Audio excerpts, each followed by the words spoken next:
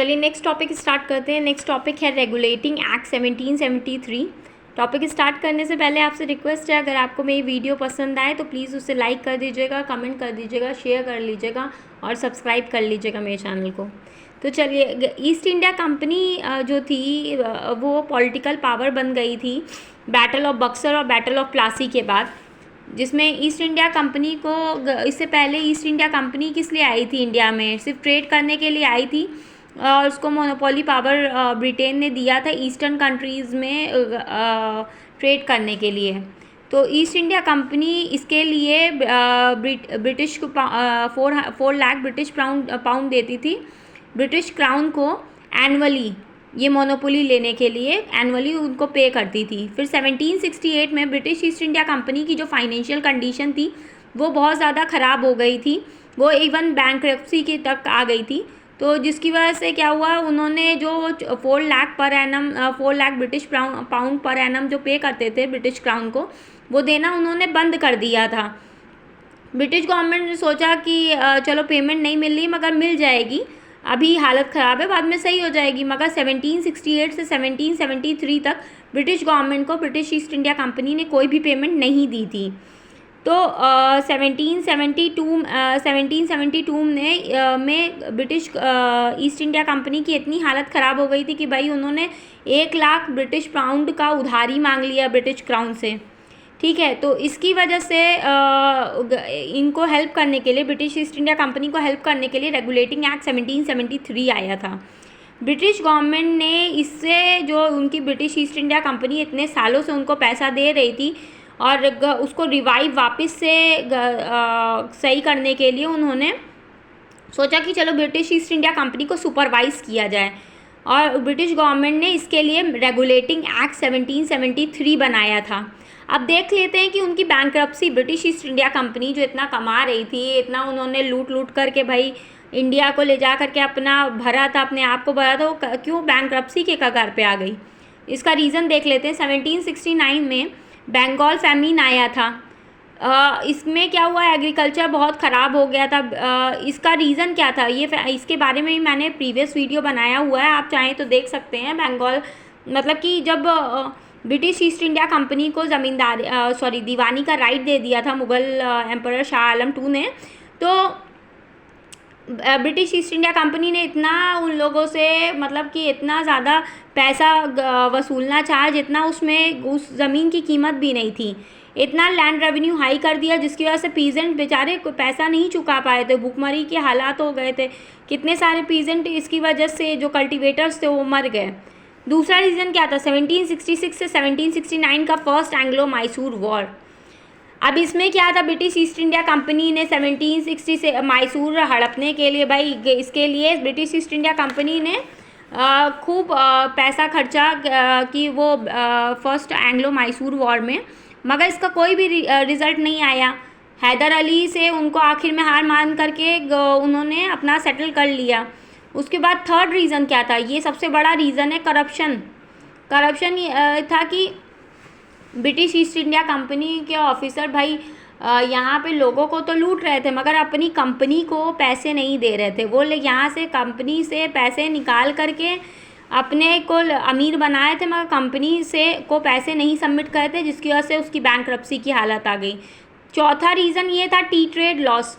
British east India company mainly India में आई थी trade करने के लिए, मगर क्या हुआ कि कुछ दिन बाद ये जो डच थे वो स्मगल करके टी ले जा करके अमेरिका में सेल करने लगे, जो कि ब्रिटिश ईस्ट इंडिया कंपनी पहले सेल कर रही थी, तो जिसकी और कम रेट पे सेल करने लगे, जिसकी वजह से ब्रिटिश ईस्ट इंडिया कंपनी को काफ़ी लॉस हुआ। अब चलिए देख लेते हैं फीचर्स क्या थे रेगुलेटिंग एक्ट 1773 के।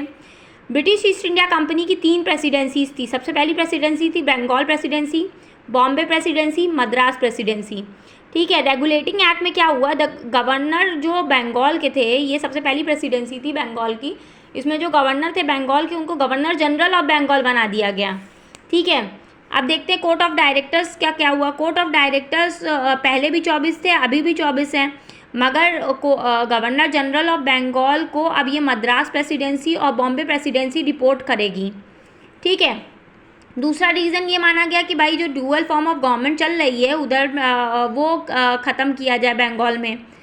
कि अब इसके बारे में पढ़ लेते हैं। बैटल ऑफ बक्सर में शाह आलम II जो थे मुग़ल एम्परर, उन्होंने दीवानी राइट बंगाल बिहार और वेस्ट बंगाल बिहार और उड़ीसा का ब्रिटिश ईस्ट इंडिया कंपनी को दे दिया। दीवानी राइट, रेवेन्यू कलेक्शन का काम और एडमिनिस्ट्रेशन का काम, निज़ामियत का काम नवाब के पास था। अब यहाँ डुअल गवर्नमेंट चल रही थी बंगाल में, रेवेन्यू कलेक्शन करती थी ब्रिटिश ईस्ट इंडिया कंपनी और जो एडमिनिस्ट्रेशन का काम था नवाब करता था। अरे भाई, जब इसको पैसे ही नहीं मिलेगा नवाब को तो ये एडमिनिस्ट्रेशन कैसे कर पाएगा? तो इसलिए ब्रिटिश गवर्नमेंट ने स्टॉप किया ये डुअल गवर्नमेंट इन बंगाल और बंगाल के नवाब को भेज दिया पेंशन पे और उनका डायरेक्ट कंट्रोल कर लिया बंगाल के ऊपर ब्रिटिश ईस्ट इंडिया कंपनी ने।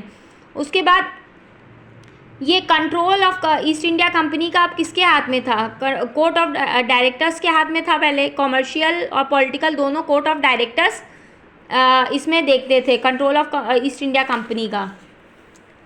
एडमिनिस्ट्रेशन, अब ये control of east India company अभी भी ऐसे ही है कि कॉमर्शियल और पॉलिटिकल दोनों चीज़ कोर्ट ऑफ डायरेक्टर्स देख रहे हैं, जो कि 24 है नंबर में।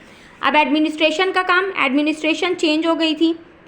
कोर्ट ऑफ डायरेक्टर्स 24 थे, उनको रिपोर्ट करेंगे governor general of Bengal, Bengal presidency के गवर्नर जनरल रिपोर्ट करेंगे और इन दोनों को मद्रास प्रेसिडेंसी के गवर्नर और बॉम्बे प्रेसिडेंसी के गवर्नर, इन दोनों गवर्नर जनरल ऑफ बंगाल को रिपोर्ट करेंगे और ये रिपोर्ट करेंगे कोर्ट ऑफ डायरेक्टर्स को। अब देखते हैं सेंट्रल लेजिस्लेचर में क्या है। गवर्नर जनरल को कोई भी लॉ बनाने के लिए 4 एग्जीक्यूटिव काउंसिल की मतलब कि उनकी हामी की ज़रूरत थी। उसमें से कम 2 लोगों को गवर्नर जनरल को के सपोर्ट में बोलना है, तभी कोई लॉ जो गवर्नर जनरल ऑफ बंगाल बनाना चाह रहे हैं तभी वो पास होगा। तो ये यहाँ पे था लॉ मेकिंग में। अब ये सेंट्रल लेवल पे। अब स्टेट लेवल पे प्रोविंशियल लेजिस्लेचर देख लेते हैं। यहाँ पे जो गवर्नर ऑफ मद्रास हैं और गवर्नर ऑफ जो बॉम्बे हैं उनको भी सेम है, मगर ये लोकल लेवल पे लॉज बना रहे हैं। गवर्नर जो है यहाँ पे उनको भी 2 की कम से कम हामी की रिक्वायरमेंट है, तभी जाके वो लॉ बना पाएंगे लोकल लेवल पे। रेवेन्यू का देख लेते हैं क्या हाल है। इसमें कमर्शियल ट्रेड से एक British east India company revenue बना रही थी। दूसरा, revenue generated from east India company territorial position, मतलब जो एरिया वो एनेक्स करती जा रही थी उससे वो जो रेवेन्यू जनरेट हो रहा था, प्लस सॉल्ट टैक्स। अब सॉल्ट टैक्स से आपके दिमाग में आ रहा होगा कि भाई सॉल्ट टैक्स तो गांधी जी के ने वो करवाया था। नहीं, ये बहुत पहले से आ रहा है सॉल्ट टैक्स। जितने पुराने से पुराने किंग जो थे वो लगाते थे, उसके बाद मुग़ल एम्परर लगाते थे, उसके बाद इसी चीज़ को कंटिन्यू किया था ब्रिटिश ईस्ट इंडिया कंपनी ने। ब्रिटिश ईस्ट इंडिया कंपनी ने अपनी तरफ से कोई सॉल्ट टैक्स नहीं लगाना शुरू किया था, वो पहले की जो चीज़ें चली आई थी उसको कंटिन्यू किया था ब्रिटिश ईस्ट इंडिया कंपनी ने।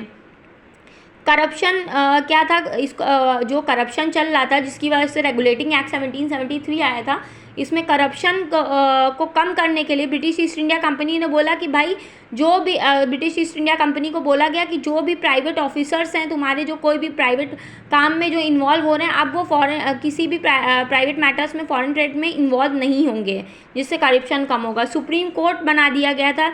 ये इंडिया के लोगों के लिए नहीं थी, ये पहला सुप्रीम कोर्ट कलकत्ता में बनाया गया था जिसमें ब्रिटिश ईस्ट इंडिया कंपनी और ब्रिटिश ऑफिसर्स के लिए ये कोर्ट बनी थी। अब इसका ड्रॉबैक देख लेते हैं। अब ये ड्रॉबैक क्या था इसका। अब ये रिस्पॉन्सिबिलिटी जो इंडियन एडमिनिस्ट्रेशन की थी, ये पूरी responsibility governor general of Bengal की थी, मगर उनके पास पावर लिमिटेड था। लिमिटेड पावर कैसे था, वही जो एग्जीक्यूटिव काउंसिल 4 मेंबर्स थे उसमें से कम उनको कोई लॉ बनाने से पहले 2 लोगों की हामी चाहिए होती थी।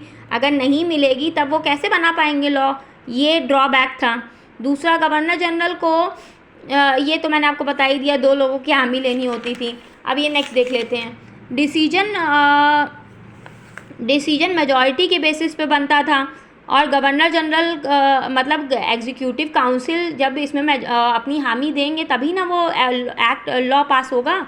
मगर इसमें अगर कोई भी प्रॉब्लम होती थी उसका जवाबदेही किसको करना पड़ता था, जवाबदेही किसकी होती थी, गवर्नर जनरल ऑफ बंगाल की होती थी इसमें जवाबदेही।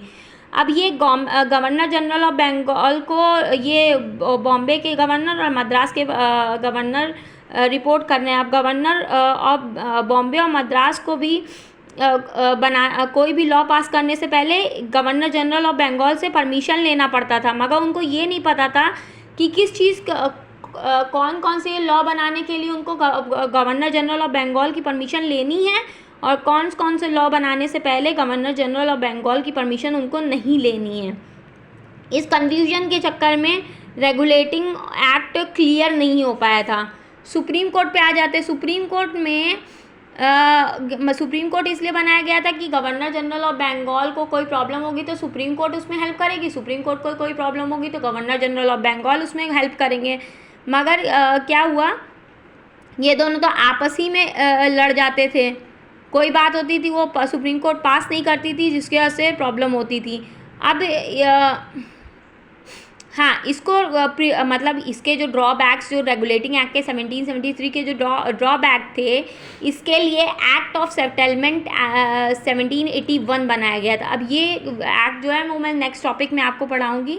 अगर आपको वीडियो पसंद आए तो प्लीज़ लाइक कर दीजिएगा, कमेंट कर दीजिएगा और सब्सक्राइब कर लीजिएगा मेरे चैनल को। अभी तक मेरे बड़े कम सब्सक्राइबर हैं। Thank you so much.